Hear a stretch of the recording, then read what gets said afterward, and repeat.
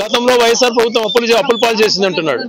ఆయన హయాంలో ఎన్ని అప్పులు చేశాడు, జగన్మోహన్ రెడ్డి గారి పరిపాలన ఎన్ని అప్పులు చేశాడని చెప్పి మేము అన్ని కూడా ఎవిడెన్సెస్ ఇస్తే దాని గురించి మాట్లాడి ఎద్దుదాడి చేస్తాడు.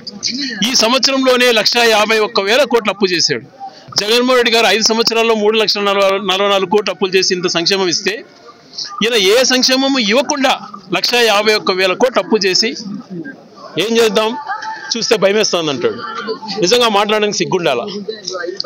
అన్ని పరిస్థితులు తెలిసి ఆ రోజు ఓట్ల కోసం 18 సంవత్సరాలు చెందిన మహిళలకు 1,500 అన్నాడు, విద్యార్థులకు నిరుద్యోగ భృతి 3,000 అన్నాడు, నీకు 15,000 అని కనపడిన వాళ్ళకి అందరికీ 15,000 అన్నాడు, నీకు 18,000 అని చెప్పి మహిళలందరికీ మోసం చేశాడు. ఇట్లా అన్ని సెక్టర్స్ను మోసం చేశాడు. ఉద్యోగాలు ఏమని ఇచ్చాడంటే ఏమీ లేదు. గత ప్రభుత్వాన్ని విమర్శిస్తూనే కాలం గడిపాడు.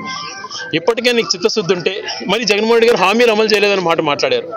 ఆయన 1 సంవత్సర కాలంలో ఎన్ని హామీలు అమలు చేశాడు అంటే ఒకసారి చూసుకోమనండి.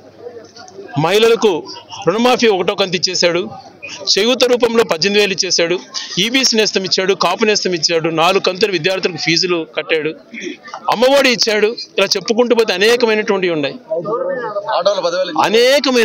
చెప్పుకుంటూ పోతే గంట పడుతుంది. అన్ని ఇస్తే ఈయన ఏమీ ఇవ్వకుండా, కొత్త పెన్షన్ పెంచకుండా 50 సంవత్సరాలు దాటితే పెన్షన్ ఇస్తాను బడుగు బలహీన వర్గాలకు, ఎస్సీ ఎస్టీ మైనార్టీలకు అన్నాడు. ఇంతవరకు ఊసేలేదు, కొత్త పెన్షన్ ఇవ్వలేదు.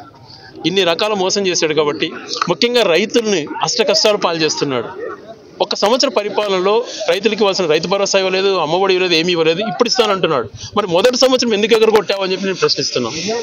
మొదటి సంవత్సరం ఈ పాలనలో ఎందుకు మోసం చేసావు, రైతులకి ఇవ్వాల్సిన 20,000 ఎందుకు ఇవ్వలేదు అని ప్రశ్నిస్తున్నాం. విద్యార్థులకు ఎందుకు 3,000 ఇవ్వలేదు అని ప్రశ్నిస్తున్నాం. మహిళలకు ఎందుకు 18,000 ఇవ్వలేదు అని ప్రశ్నిస్తున్నాం.